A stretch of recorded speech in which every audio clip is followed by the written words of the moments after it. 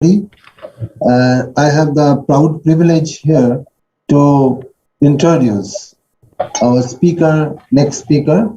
Actually, till now we were floating in the music of Pandit Ajay Chakraborty, and it was a very wonderful experience, whoever has joined it.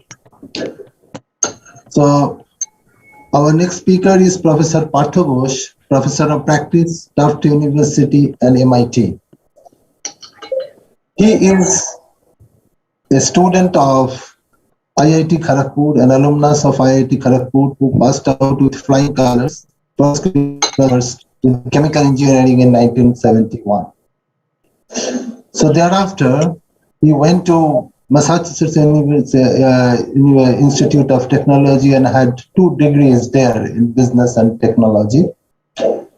He is a world-renowned thought leader, problem solver, futuristic inspirer in the field of business and technology.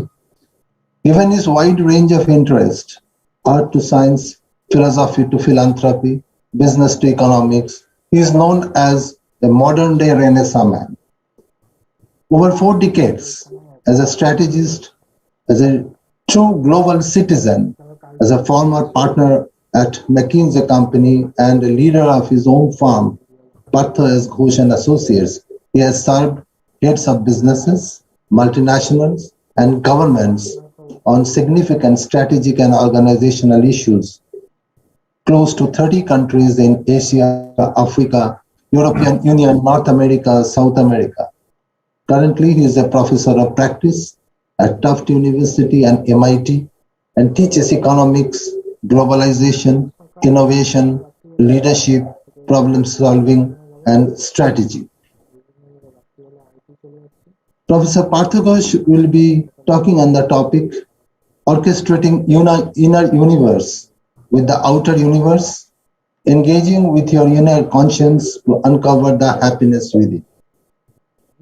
As in the earlier speaker, Professor Ajay Chakraborty, that we have understood that we are trying to get the infinite within the ambit of our finite knowledge and wisdom. So here also, Professor Partha Ghosh is trying to connect the infinite outer universe with the again another infinite inner universe with a small conduit of the mind and trying to connect them with them to uncover the happiness that is lying within. Without wasting much time, I now invite Professor Partha Ghosh to take the stage and give us a piece of his wisdom that he is giving to the world so long during his career. Professor Partha Ghosh, please. Thank you. Good evening to all of you. Greetings from Boston. Kanchan, thank you very much for your kind words. It is my hope I would be able to live up to your thoughts, because this is a very important subject, a very difficult subject. At the same time, it is important that we make it easy, because this is not a matter of people at the highest levels of education understand what is happiness within. It is important that we could connect with 7 billion people so that everyone could celebrate the spirit of what we will be discussing today. So what I would like to sort of lay out right up front, that I would not be talking based on my understanding.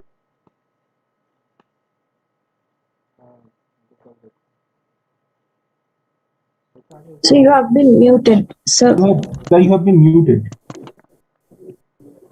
Okay, when did I lose you? Sir, maybe just 10 seconds, sir. Just 10 seconds. Yes, sir. Just a few lines. Okay. Anyway, I was about to make a point that I would like to see this conference enables a process which is not a matter of quoting Gita or quoting Bible or quoting different ancient scriptures, which we do very well. And we have done that for the last 2,000 years.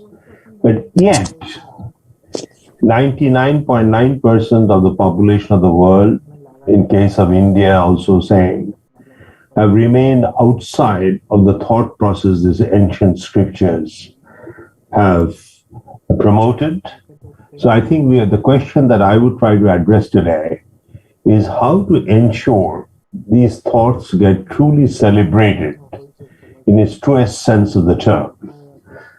So first, let me take this opportunity to thank you for offering me this opportunity to share a few of my thoughts and my reflection at this very special international conference come workshop on rhythm of happiness, which you call Rhythm 2021, organized by the Rekhi Center of Excellence for the Science of Happiness at IIT Kharagpur in collaboration with School of Languages and Linguistics and Sir C.V. Raman Center of Physics and Music at Jadavpur University.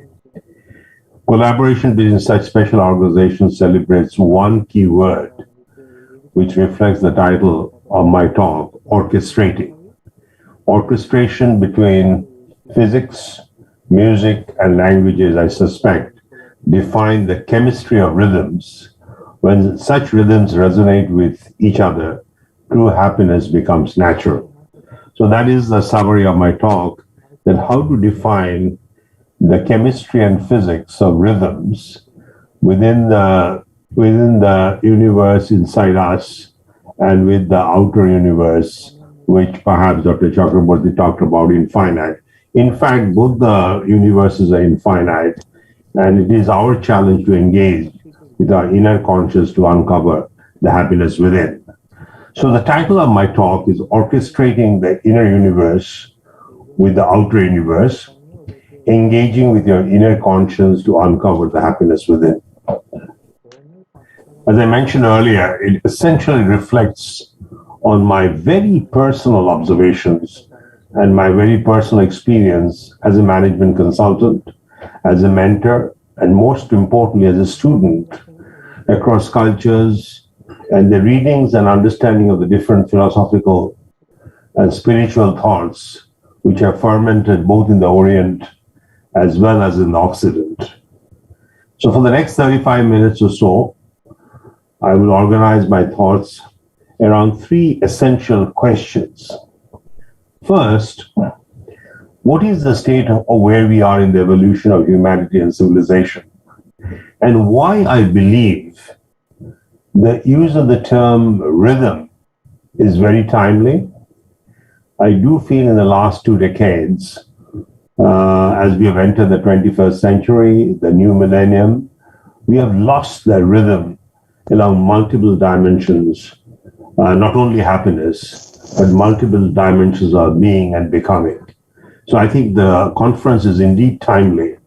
And if we genuinely engage with the challenges of the modern civilization. So I would like to talk about briefly where we are in the development of humanity. Are we getting more enlightened or are we breaking up? And I think it's important to understand the context around which we will develop this subject, the subject that you have chosen with a lot of care. And it is important for all the speakers to engage with the subject with highest level of reverence, highest level of dedication, to come up with few ideas which we could practice and not recite. We do very well in recitations. We do very poorly in practicing. So I think that is the connection I would like to make this evening your time, early morning my time. Then I'll move on to the second question. What do we need to better understand about the rhythm of life so that humanity could sync with the natural rhythm of life? There's a natural rhythm of life. And I feel what has happened in the last, I would say, close to 300 or 400 years with the beginning of the Industrial Revolution and with the advent of capitalism based on self-interest, which was Adam Smith's term, self-interest, I think the natural rhythms have been broken. And it is becoming extremely visible today, whether you talk about nature, whether you talk about democracy, whether you talk about the murders, the stab, the anger that you see all over the place, obviously time has come that we have to connect with the natural rhythm of life, which the other word could be divinity. But let me not use the religious terms.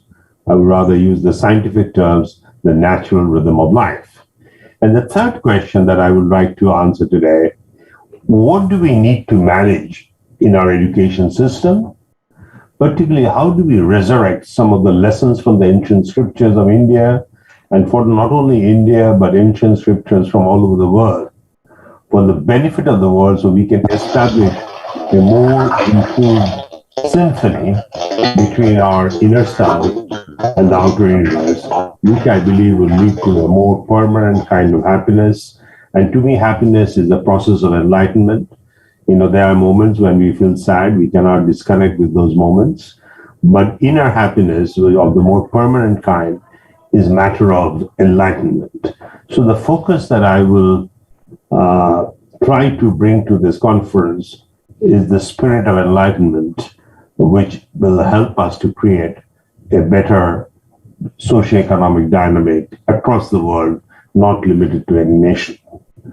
So these are the three questions I will explore with you in the next 30 minutes. So first, let me try to address the first question. Where are we? Where have we come in the progress of our civilization? Call it in last 10,000 years, last 15,000 years. I don't know how long, humanity has been developing. It could be last million years, but let's try to understand where we are today.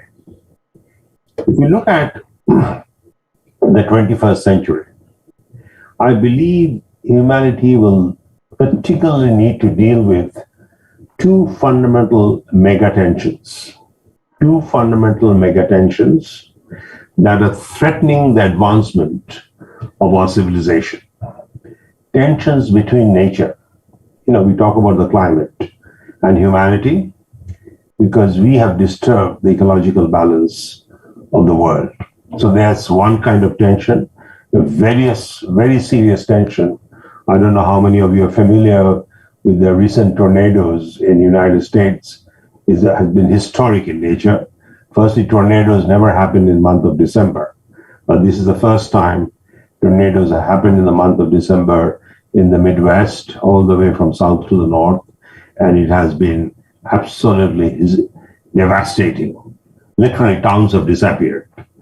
So, we are living in the difficult times.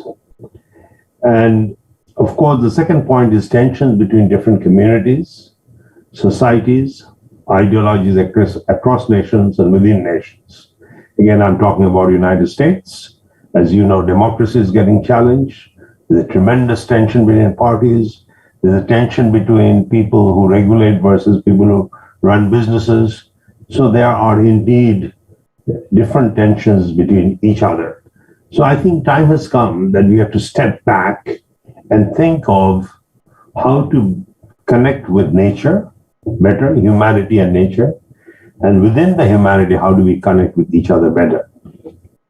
Now, what I find most interesting, which is truly historic, never before have we faced a situation where the very formula that drove the economic development of the world and the governance of nations, which is the formula of industrialization, the formula of capitalism, governance of nations in name of democracy, are being questioned today. And rightly so, because of whatever we have achieved in name of technological development. As I mentioned about 3 days ago, another IIT Kharagpur-led conference in development of the Academy of Leadership, that we have gone through 4 S-curves. The first S-curve was developed by the steam engine that led to the first industrial revolution. Then came Thomas Edison's electricity that led to the second industrial revolution. Then came the miniaturization of semiconductors, the third industrial revolution. Then came the internet, the social media, the web, which I call the fourth industrial revolution. And now we are entering the fifth one, which I call Industry 5.0, which is based on artificial intelligence, metaverse, genomics. All of them are coming together to give us new sources of power to solve difficult problems. So on one side, it is true that we have gone through this 5 waves of development. We are in the middle of the 5th wave. But it's equally true, in the process, we have created a tremendous imbalances in ethics, in ecology, and in equity at a macro level. So much so today, as you know, people do not trust institutions. There's a term which has emerged in the last 5 years called fake news. So one cannot distinguish between what is fake news, what is real news. And typically the fake news wins over real news. And of course, the equality, the gap between rich and poor has increased in every society, including China, which has done a marvelous job in the last 30 years to lift billion people out of poverty. But if you look at the gap between the top 2% versus the rest 98%, that has increased. India, I don't have to talk about it, it is visible all across, so much so we are getting used to the gap that we live with because we have been living with this gap for the last perhaps 150 years or more. Since India has been dominated, first by the Mughals, then by the British, and then we became independent, but we have not really solved the most fundamental issue of our times, which is the gap between rich and poor, which basically talks about the dignity of people, and we have kept our eyes closed to celebrating the dignity of people, in spite of, we do recite the Gita, we do talk about the Upanishads, we do go to the temples, but both in all the 3 terms in India, ethics, ecology, and equality has been significantly compromised. That is at the macro level. Now let's look at what's happening in the micro level. Rising violence, accelerating suicides, particularly in India, the states which have done well, Andhra Pradesh, Maharashtra, the number of farmer suicides have gone up, which is people are unhappy with the way they live. Spreading terrorism, growing depression. These are just to name a few. You see more people depressed, more people angry. To name a few at the micro level, we are truly endangering the inner calm and the happiness of society, both collectively and individually. So we do have a challenge, very significant, historic in nature. And from that point of view, the subject that you have chosen, the rhythm, in name of happiness, both celebrating the contribution of C.V. Raman, contribution of music, contribution of Indian philosophy, is extremely important, and we have to take it with, as I mentioned earlier, with the highest level of seriousness and reverence to really create a movement where we could practice what we have been preaching for the last 2,000 years. And practice means day-to-day life, which I've seen in Japan, that much of the Vedic philosophy is practiced every day. The way people bow down towards each other, the way people take off their shoes as soon as they come home, the way they stay humble in spite of tremendous successes. I think these are the ways I think we have to practice what we learned from our ancient scriptures in our philosophies. So if I build on it, just last year, because of deteriorating relation between the nature, we have experienced the forest fires. I'm sure you've heard about the forest fires in California. On the other side, we have more floods. We have more droughts. And then 2 days ago, as I mentioned earlier, we have one of the worst tornadoes in U.S. history. In the same spirit, mass shooting in the U.S. has been on the rise. Generally, you hear about angry mobs, even in developed countries like Germany, United Kingdom. And of course, we see that in India. 3 years ago, there was a huge case about rapes. So I think there is definitely a higher level of anger and suspicion between individuals, between groups. Political opponents have forgotten how to talk to each other in a civilized fashion. And if we take a mechanistic and Cartesian approach to define happiness, happiness is, after all, I would, in simple equation, is reality minus expectations. So when the reality within which we live and the expectations that we have about how we want to live, that is negative, reality minus expectation, happiness declines. And what has happened today in this equation, the reality has turned out to be extremely difficult. Expectation also perhaps is diminishing in the process, which is where I think the challenge of happiness has become even more difficult, more complex. So unfortunately, most often in absence of a strong internal base, expectations are shaped by external inputs. What my parents expect, how I should develop my professional career, how society expects me to behave, how society judges me, that we are being all the time judged. We are receiving inputs from people, from our ecosystem, and that collective dynamics typically shape our inner expectations. We do not get a chance to search what my inner conscience wants me to do. We try to do what others are telling us to do. And that's where I feel the reality that we face and the expectations that are fed into us, there is a fundamental disconnect. So it is very, very important that we develop that connection.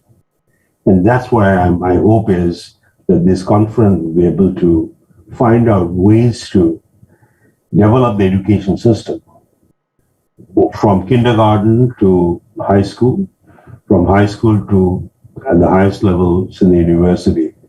The education system should enable the process of making that connection between the individual and the collective and the individual. And that is unfortunately not happening. And that is why I think you are noticing some serious cracks developing in our socioeconomic fabric, not only in our country, not only in India, but I see it all over the world. So, change we must change. And such a change must come from our ability to uncover new leadership traits in individuals who could nurture more positive synergies between who we are and the unfolding ecosystem that surrounds us, however turbulent that ecosystem might be. And we are not helping our students to develop that connection because we don't talk about it. Maybe our professors and teachers have to also learn this.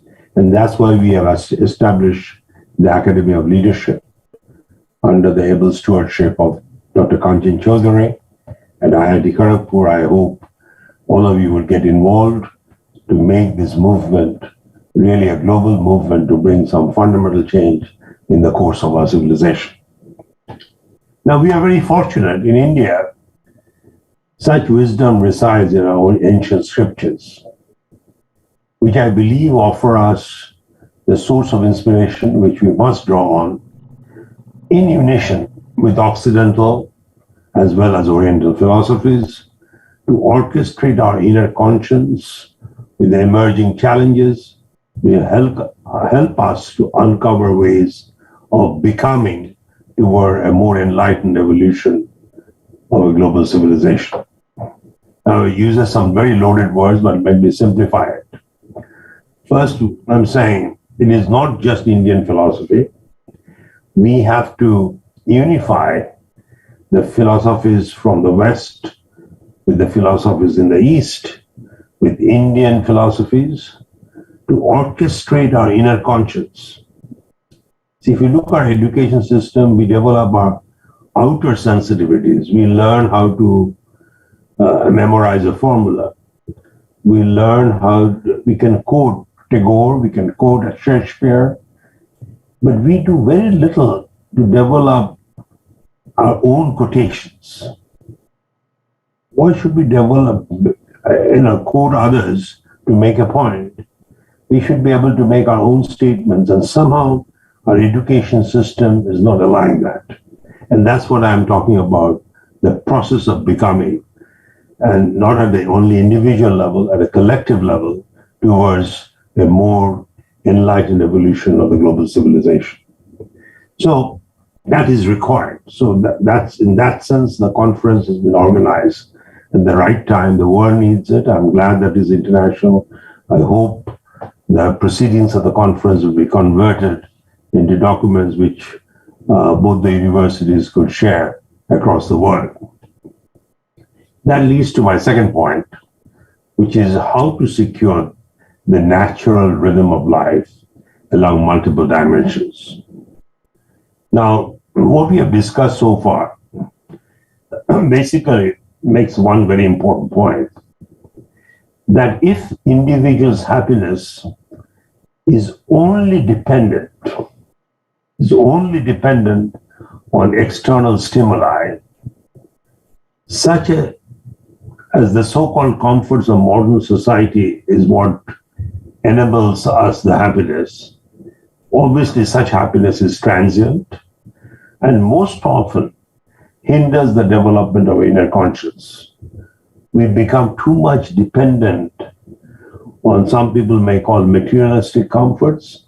I call it physical comforts as opposed to inner intellectual and spiritual comforts.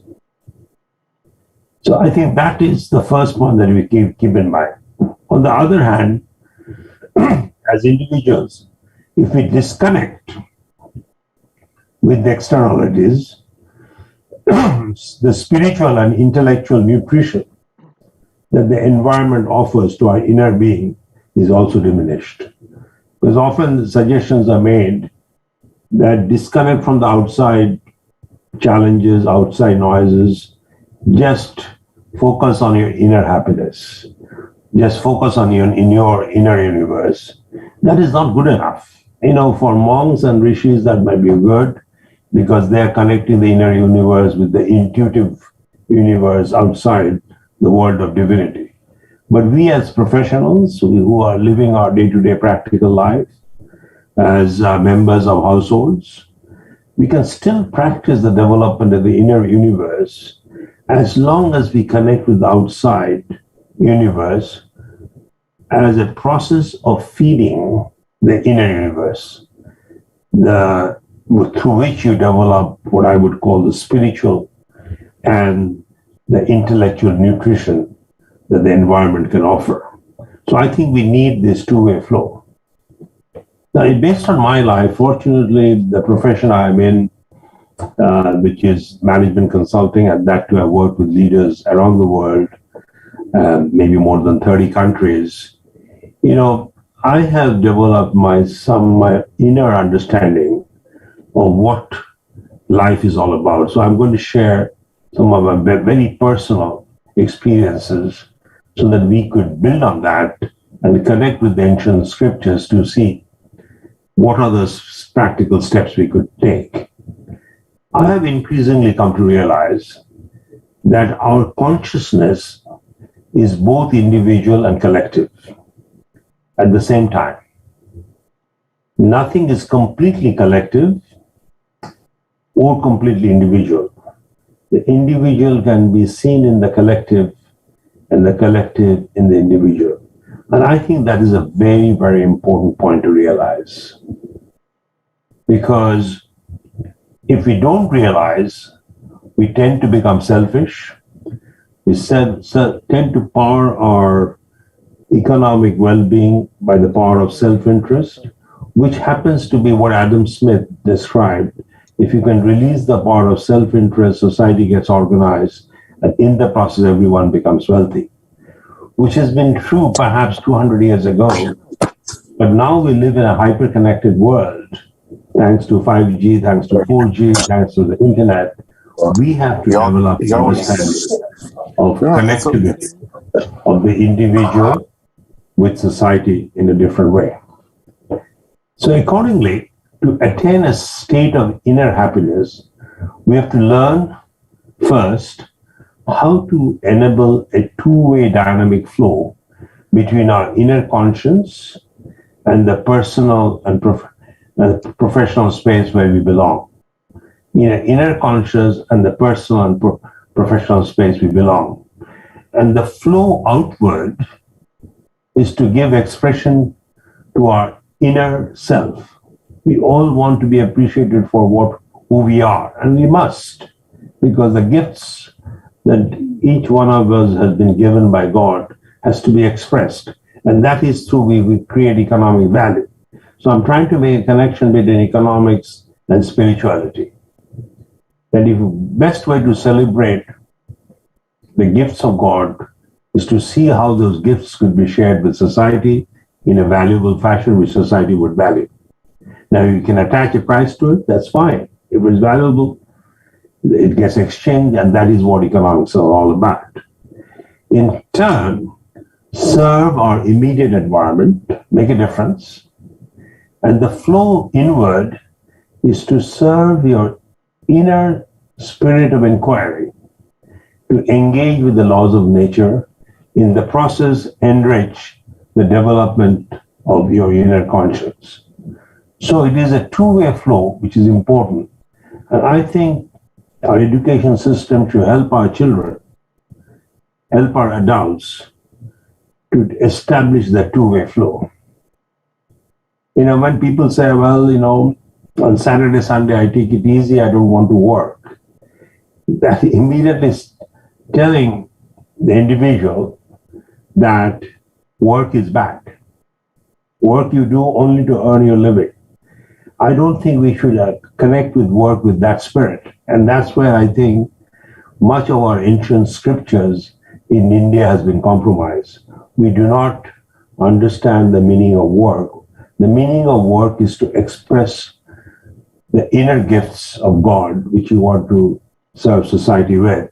And we should work 24 hours a day if we could, and work 7 days a week if we could. And if you notice, all the people that we celebrate, Swami Vivekananda, Raja Ram Mohan Roy, Rabindranath Tagore, Vidyasagar, Mahatma Gandhi, they all work 24 hours, not for money, but to serve society. Why can't we practice that? The other point I want to make, Dalai Lama once said, happiness doesn't always come from a pursuit. Sometimes it comes when we least expect it. And those situations to happen, we have to engage with society with unconditional love. That's what I believe. But he said happiness doesn't always come from a pursuit, but sometimes come when we least expect it. So, I want to move on from there, that I do believe we should not view happiness as an ultimate objective. I believe happiness is in the process of how we honor our commitment to express our inner conscience, our inner gifts in engaging with the outer world, in serving and adding value to our environment. If we can just take that definition, which, by the way, I've personally experienced in Japan. Japan people work very hard, not because they're being paid a salary. Once they have committed to a purpose, they want to ensure that each and every element of the process that one has to celebrate to finish the work is done with the highest level of perfection.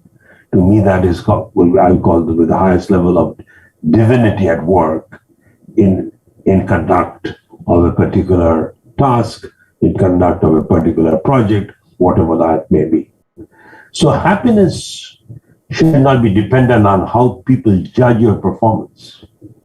Too often we feel happy when someone has said, "Oh, Partha, you're a great person."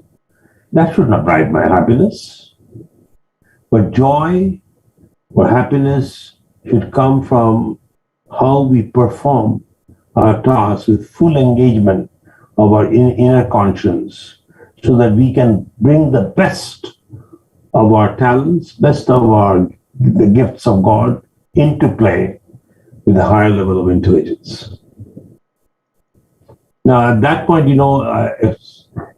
I said I will not quote, but in chapter 3 of Gita, there's a beautiful statement, but I will just give you the translation because to first say it in transfer, but it goes Evang Buddha Parabuddha.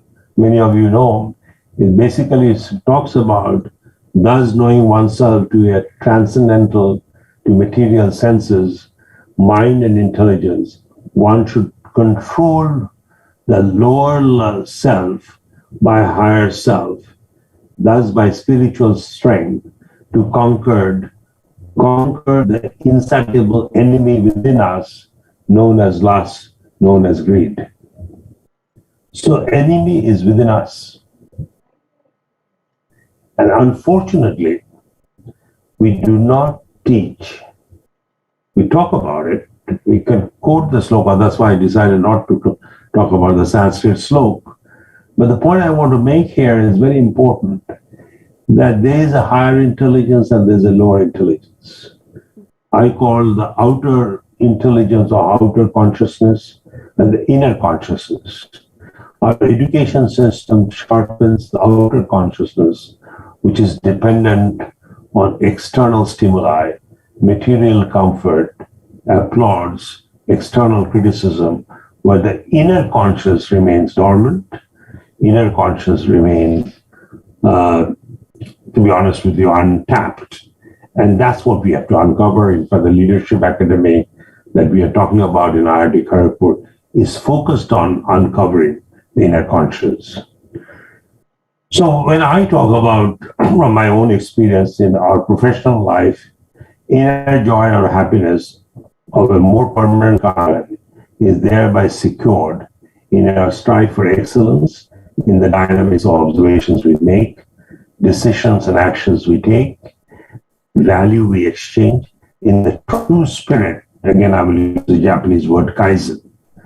Is a continuous improvement, unattached from the ultimate outcome, but full joy in exercising each of the tasks to reach the end goal.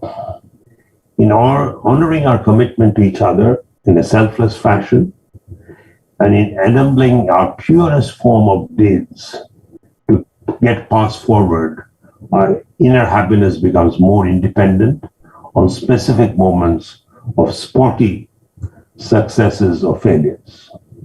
I think what happens typically, we get engaged with spotty successes or failures and become unhappy.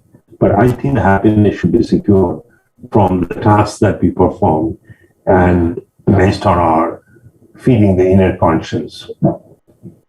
At this point, I remember what Swami Vivekananda used to talk about. The great secret of true success, of true happiness, is this: the man or woman who asks for no return, the perfectly unselfish person, is the most successful. And I can very honestly share with you, having worked with many, many leaders around the world, whom sometimes I had to lead through my work, I've noticed that very vividly. The people who have served a purpose without any condition, with complete dedication to serve the purpose, those are the happiest people that I met. Those are the people who have really succeeded in a sustainable fashion. So we are not talking about leadership for a few moments, not a few years. Leadership is being sustained beyond his or her lifetime. A genuine state, I believe, of intrinsic joy is attained when it becomes transcendent, and in the process becomes steady and unwavering. So while such a state of being is easy to understand, then why are so many of us not in a permanent or perennial state of happiness? That is the third question I would like to explore with you. Because what I've discussed with you, I can almost bet you have heard it before. So what's new? And our ancient scriptures talk about it. So I'd like to see what is stopping us from being able to connect with the inner conscience and then allowing our inner conscience to connect with the outer conscience, with the outer world, in the process creating the right rhythm of life. I think it is our egos that act as barriers. The two-way flow dynamic doesn't happen as a result, what we discussed earlier. And these barriers are self-imposed. Now, I do not particularly think ego or aham, which Sanskrit would say, is bad. But within ego, there are two elements, which I call minus E, the negative elements of ego, and then there are positive elements in ego, which is selflessness, honor, pride in work ethics. Now, too often, the minus E, the minus ego, selfishness and arrogance get the dominant space in our stage, in our life, and the plus E gets submerged. And that is what we have to reverse. So let me share a few exhibits with you so that I could clarify my concept. And this is purely based on my personal experience, but let me share the screen with you.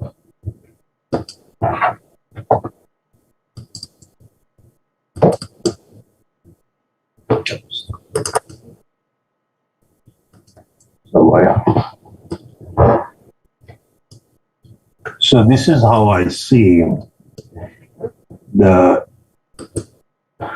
ego works in our space.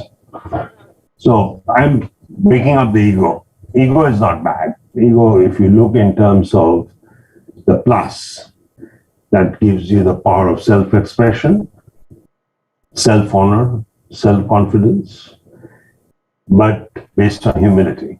And you are only self-confident when you're humble, because humility allows you to learn. And as you learn, your inner conscience get, as we mentioned earlier, well served, which allows you to express yourself better. But there's the minus E, which is what I think becomes the problem, which is the self-interest and the arrogance. So I think our education system has to find a way to give more value to the plus E, help our students to understand the beauty of the plus E, understand how to resurrect or how to give shape to the plus E, whereas submerge the minus E.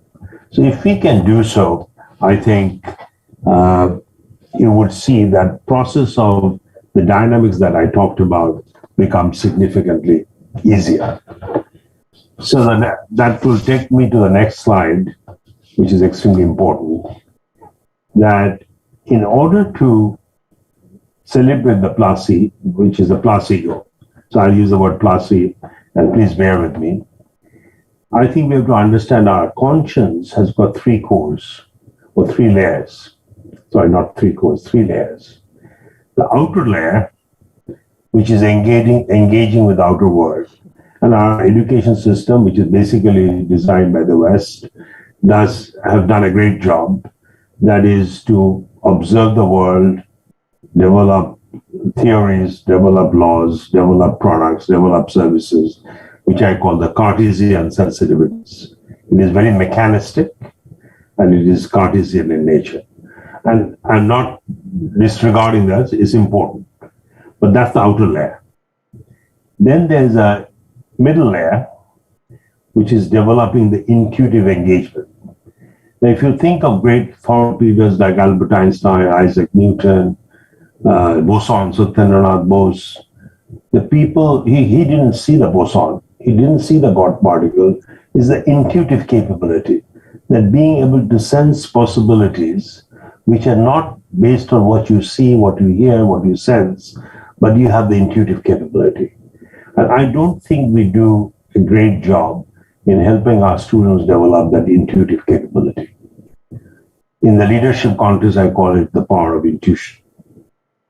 That sometimes we do not have all the facts, sometimes we cannot make all the observation, but you use your intuition to make a judgment. And the most important of all, which we hardly touch, is the inner core, which is the inner layer, which I'm calling the inner self.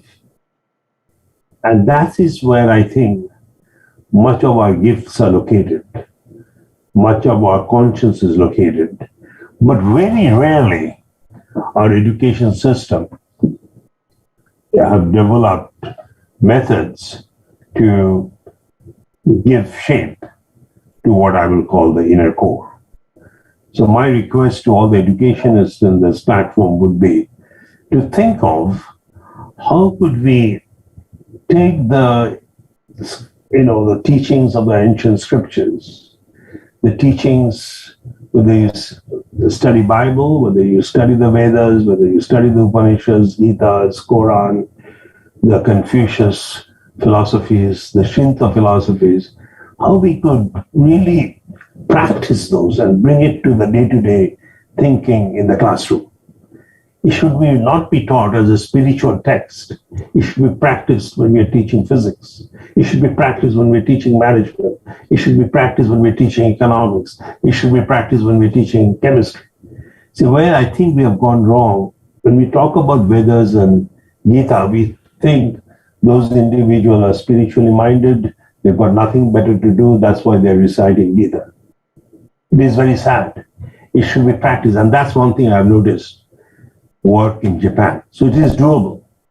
And that's why Swami Vivekananda, in one of his letters, wrote, I hope each and every Indian will get a chance to visit Japan to understand how Indian philosophy is getting celebrated in the day-to-day life of a Japanese household, in day-to-day life in the Japanese factories, in Japanese businesses, in Japanese service centers.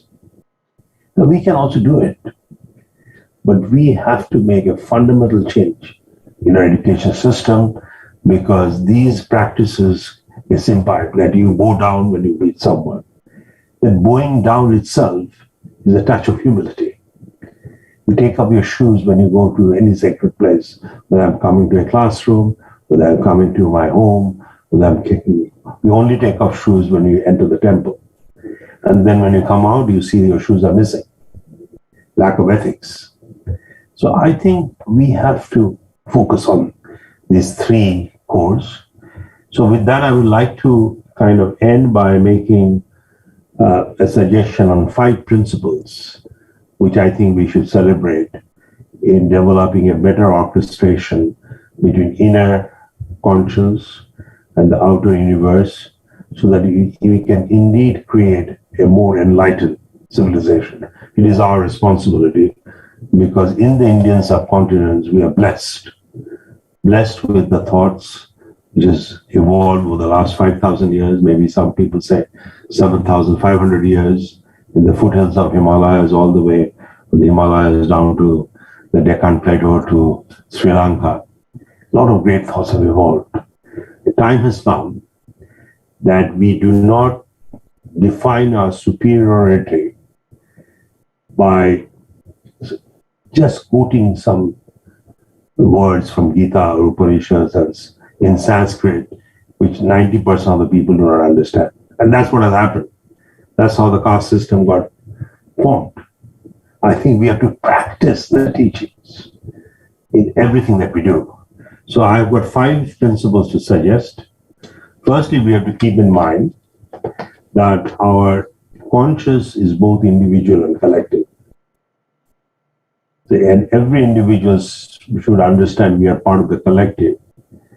And when the collective, individual belongs.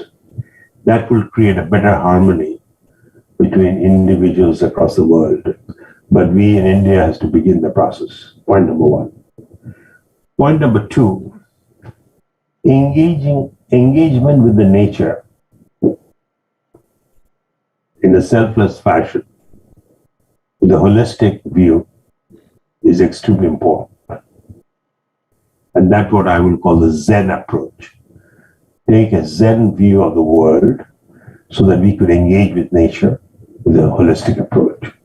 Third, as we discussed, we must appreciate that to seek happiness, to seek meaning in life, we have to manage a two-way dynamic flow. Outward flow of self-expression so that we could serve society with the gifts God has given us. Inward flow of self-awareness, awareness of the universe, awareness of learning from each other. If we close down, we don't learn from each other.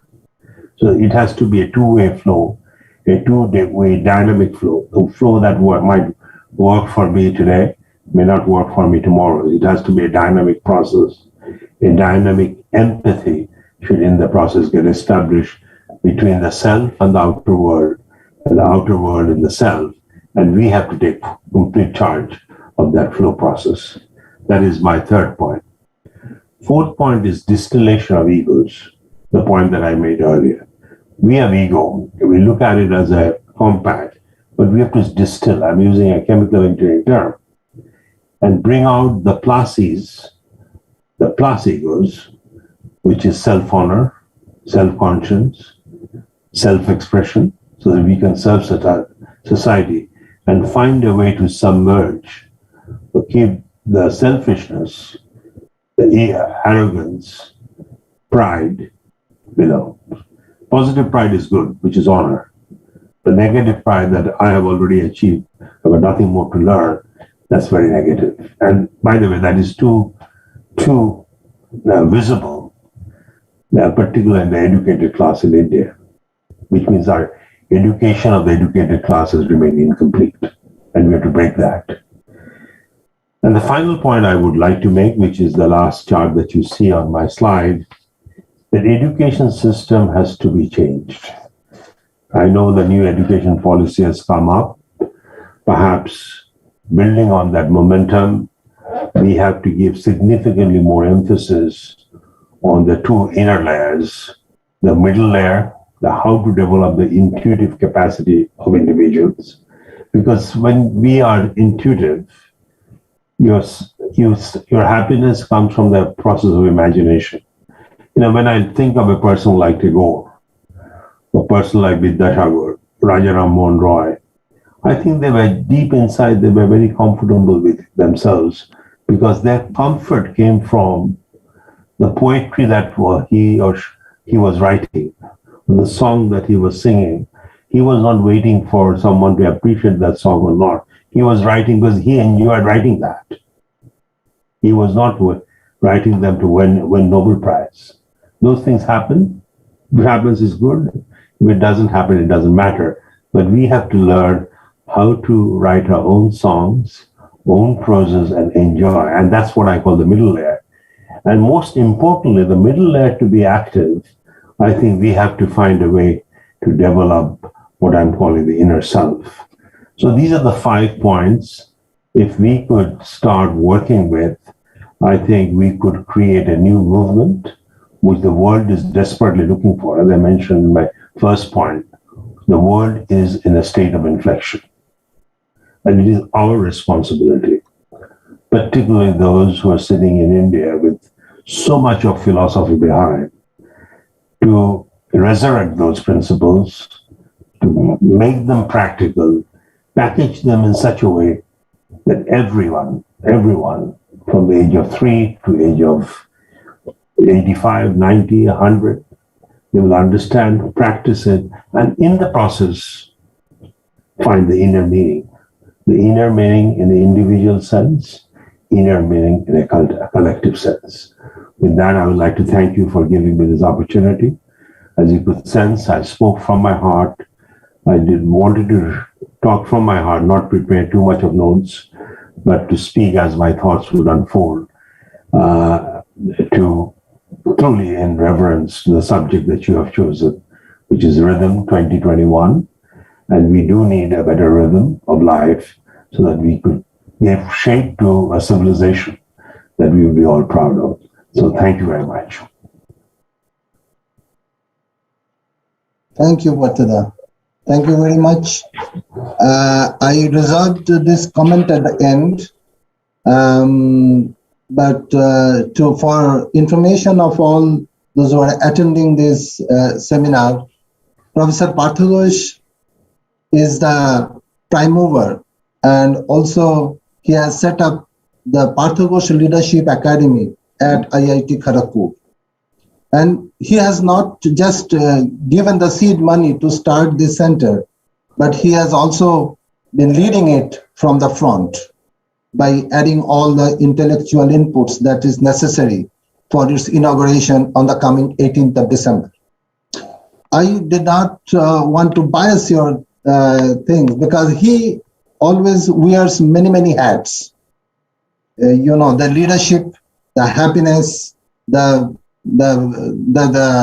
advices to the business leaders, to the international leaders and the heads of states. These are the ones, and he trades from one country to another. No less than 30 countries he has visited and he has been. But ironically, that whatever he has told is nothing but the Vedantic philosophy.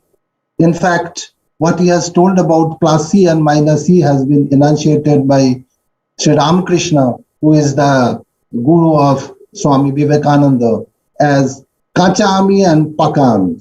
Is the ripe ego and the unripe ego. And he said that as long as we are Kachami, we are unripe ego, our tendency is to look at the outer world. And whenever we are Pakami, is the ripe ego, we will be tending towards inwards and we will be able to discover ourselves. It is exactly what Partha has resonated in his words. And whenever he has told about the inner core, the outer core, and the middle core, what he meant is that the in-between lies ahankar. And this ahankar arrow, if it is outwards, then all our senses will be outwards. And if it is turns 180 degrees, then it will be turning inwards.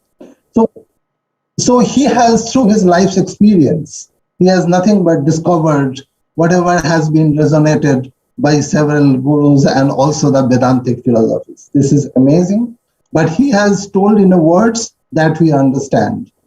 And lastly, he has told that it is not only we have to tell it, but we have to practice it. The same thing has been told in Srimad Bhagavad Gita, and when Krishna told Arjuna, Abhyasena cha kunteo vairagyena cha varnade. Obvious, it is the practice that we have to do.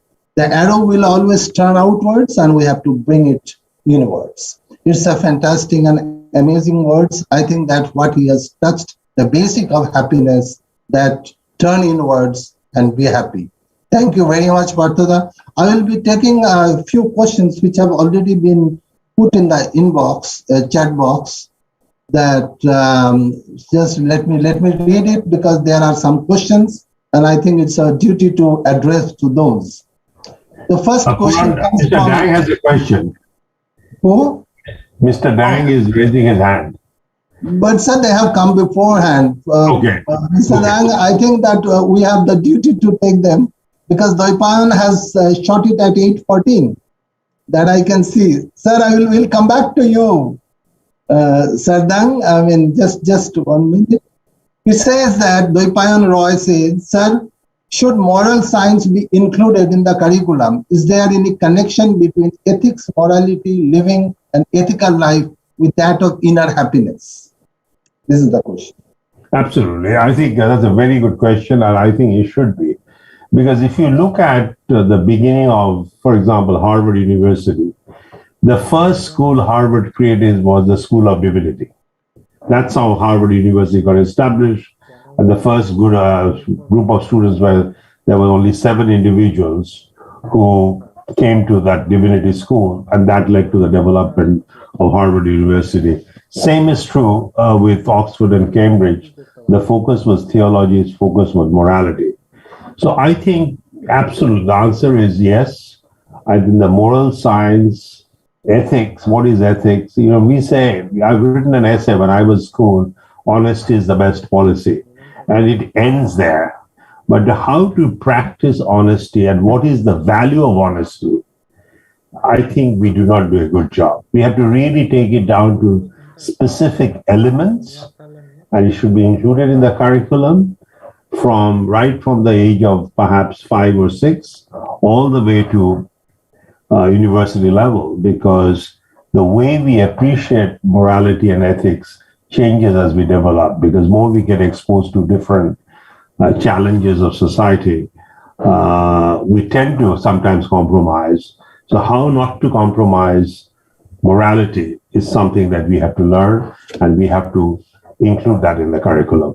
And by the way, the Leadership Academy would be touching on that morality in a very, very explicit fashion. Thank you, Varthala. And next, Palak Ahuja appreciates saying that is very beautiful and profound, really encouraged.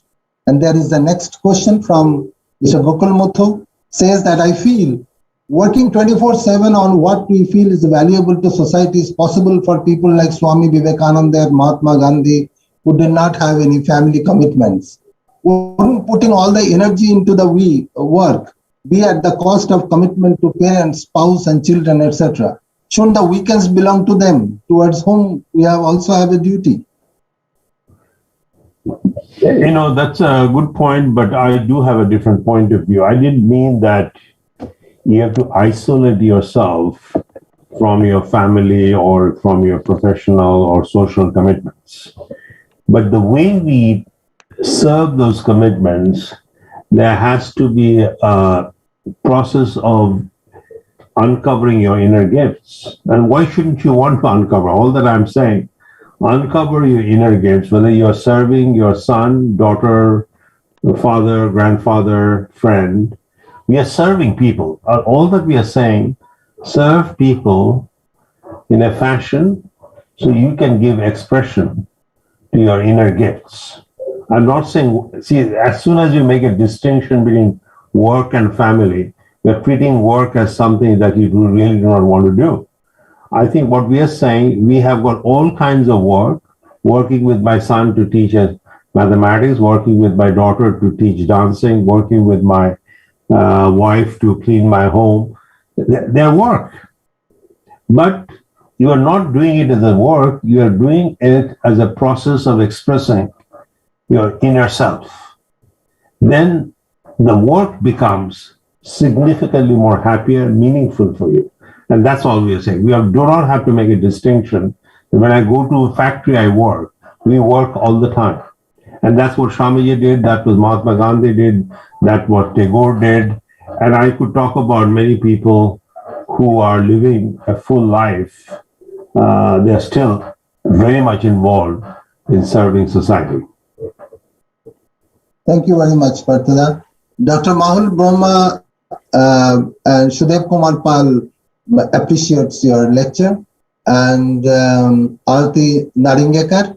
But there is a very good question from Mohidaj Bhattacharya. He asks that, is it true that the ancient scripture will only make us happy? Education system is changing. The content of education is changing. The way of rationality is changing. Is it possible that self can be trained in out of context?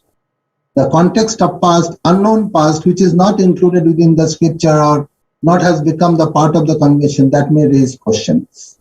Should we change ourselves? I can spend 2 hours answering this question, but let me develop a 2-minute version of it.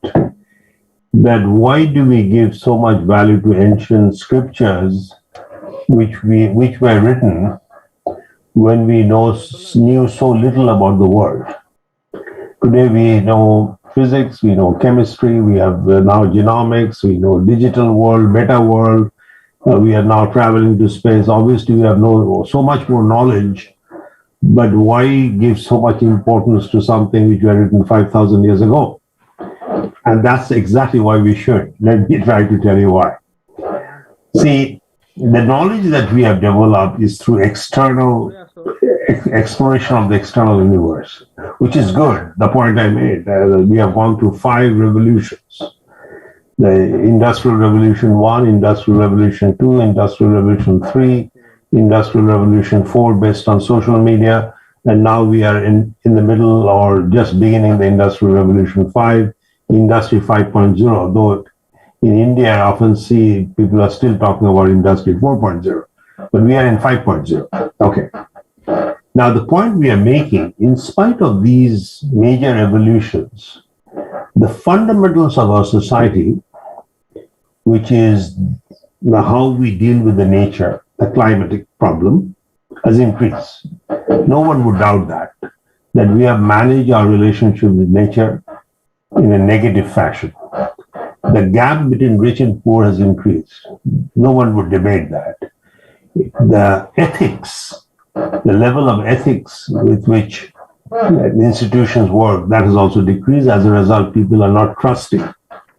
They are not even trusting the media, the news media. That's the problem I see in the United States. I see that in Europe. I see that in India.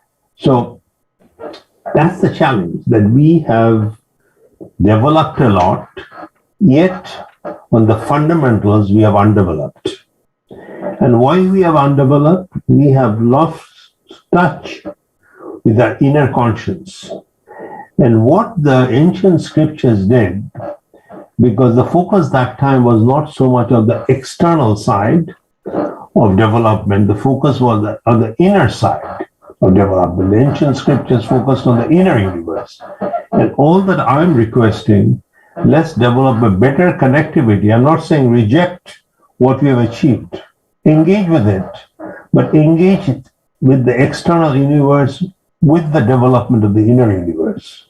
That's all we're talking about. And much of the focus of the ancient philosophies was on the development of the inner universe, moralities, spirituality. But I'm not saying just focus on that, make the connection.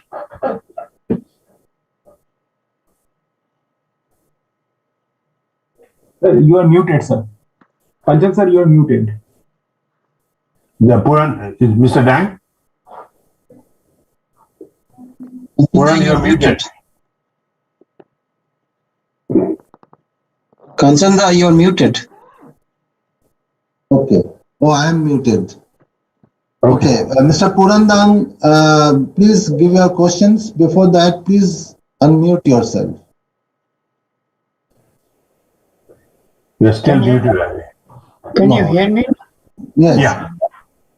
Oh, you can hear me? Okay. Partho, I have one question.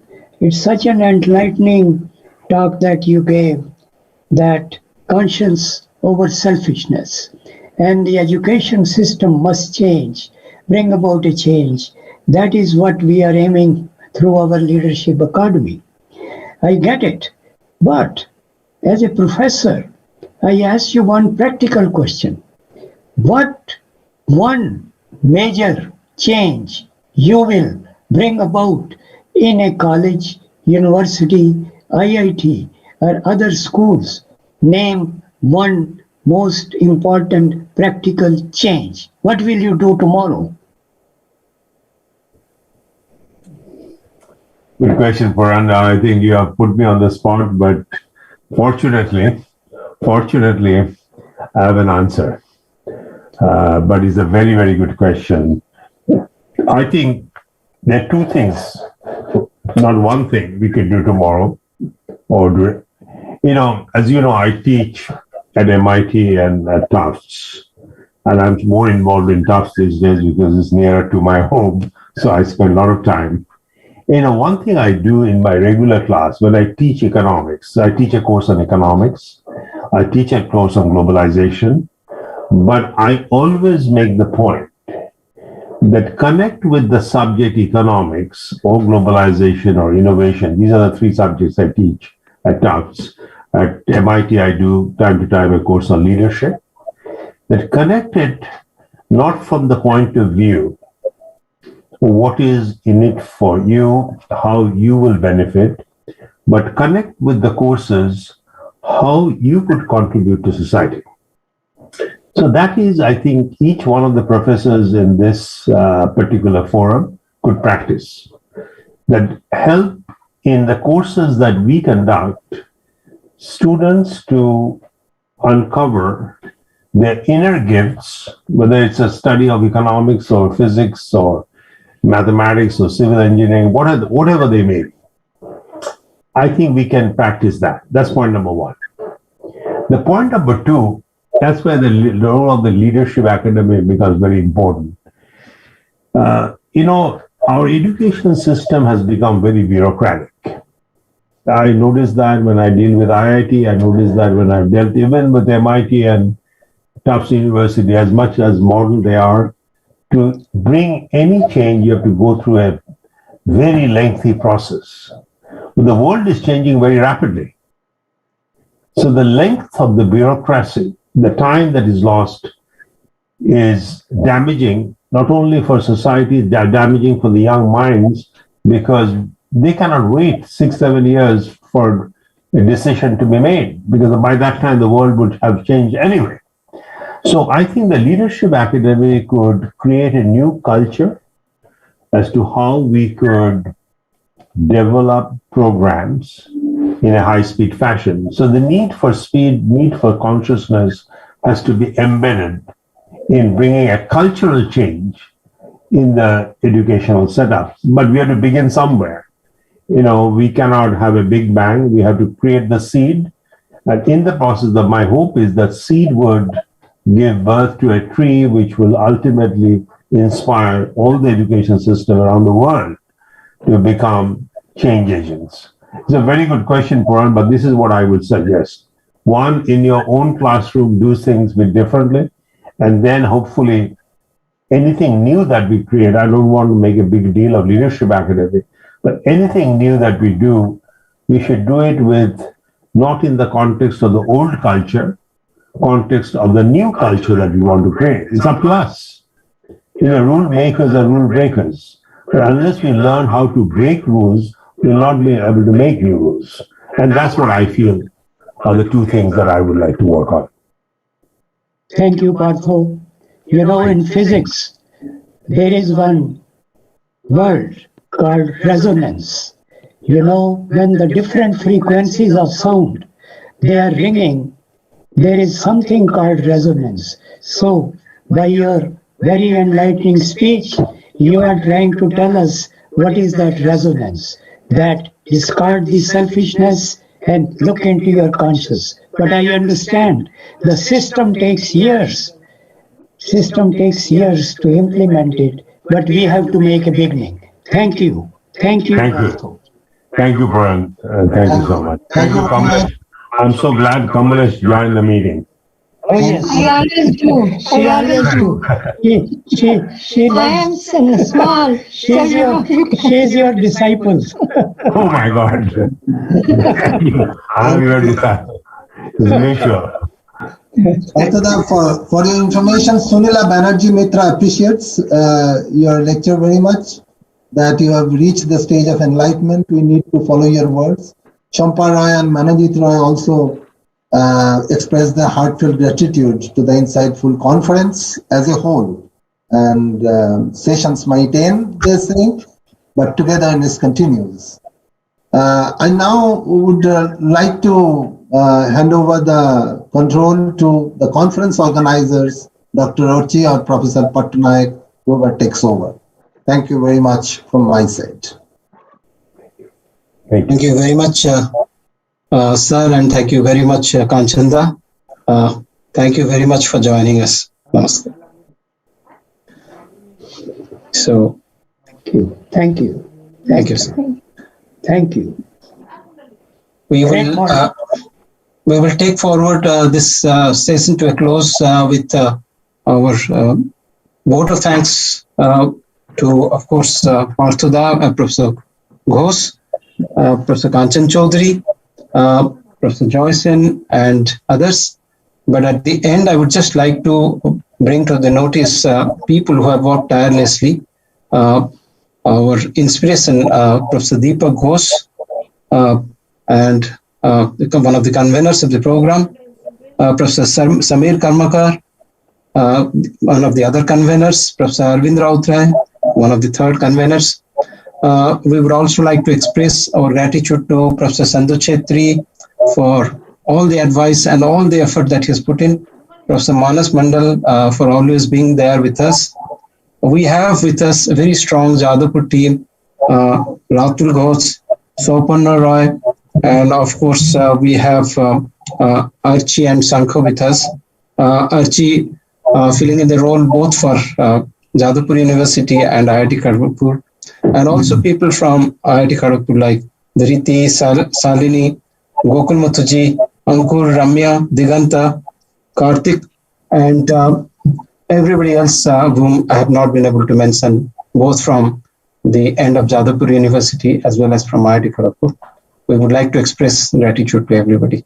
So with these words, I would like to close this session. If the organizers who are coordinating here have anything to say, then they can make the announcements. Thanks to you for, it was just a proposal from our side that Rhythm actually started last year, and it was only a speech and music conference. It was started, conceived as to be a conference of speech and musical rhythm. But then when we proposed to have this conference jointly organized by IIT Kharagpur and Jadavpur University, then Sir proposed this theme, that Rhythm of Happiness. And from there, only for Priyadarshi Sir, everything could be arranged. So our heartfelt thanks to him, of course. Without everybody's effort, it would not have been possible. Thank you, sir. Thank you, everybody. Thank you. Thanks to all our participants and all our viewers, without whom this would obviously not be meaningful at all. We will hopefully be sharing recordings very soon, and we'll let you know. Thank you. Thank you. Thank you very much. Thank you. Thank you, Namaskar. Thank you. Thank you.